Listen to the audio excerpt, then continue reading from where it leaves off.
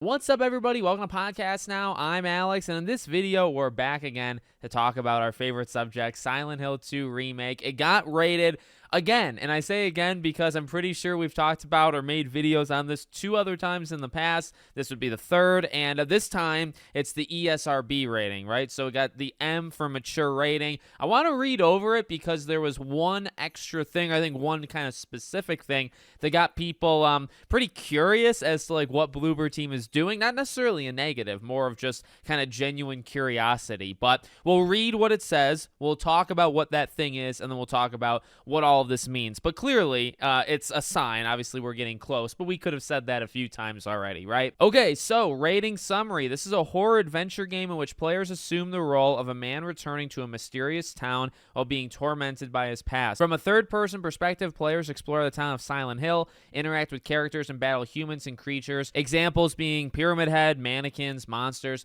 Players use pistols, shotguns, rifles, and knives to kill enemies. Combat is highlighted by realistic gunfire, cries of pain, and blood splatter effects. Some environments depict large blood stains and/or intestines, organs on the walls, floors, and surrounding bodies. Cutscenes and illustrations depict further instances of violence and/or blood and gore. Characters impaled. A character is suffocated to death with a pillow. Enemies with body parts sewn together. The game contains some suggestive sexual material. Characters pole dancing in strip club settings.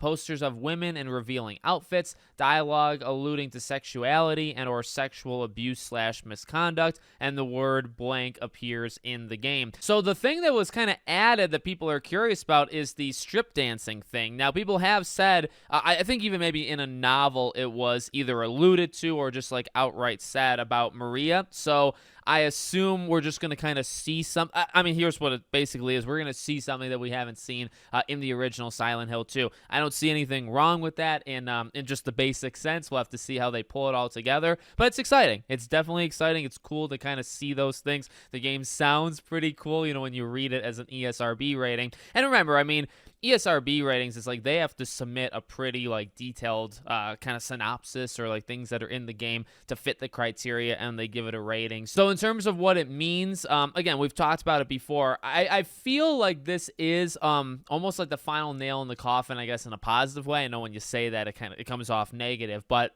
you know, the beginning when I said, you know, we've done this before, we have, and this game has been rated in different territories, and so I feel this is probably, it's not the final one, right? There's obviously more territories that would have to be rated, but this is a big one, and we've already had several of the other ones, you know, happen over the last couple of months. Games coming out this year. Now, last we talked, I think we discussed about like May 30th. No way. Absolutely no way with it being this close, right? So I still think the fall, nothing's really changed there. You can get rated and come out in the fall. You can get rated and come out like a year plus later. It tends to be the more rare thing to happen, right? So I think the fall, I think I'm still on the same mindset of hopefully in the next 2 months, we get a PlayStation showcase, and this game is there, and they give a date. And I think and the date would be in the fall. I think that's how it's going to go. I think that makes a lot of sense. So that's kind of all I wanted to say. It's not, by the way, this is not an April Fool's joke because this actually happened yesterday. So it was a nice Easter present, actually. But for those wondering, no, it didn't happen today. Let me know what you think in the comments. Make sure, as always, you're subscribed, bell icon turned on. I hope to see you all on the next one.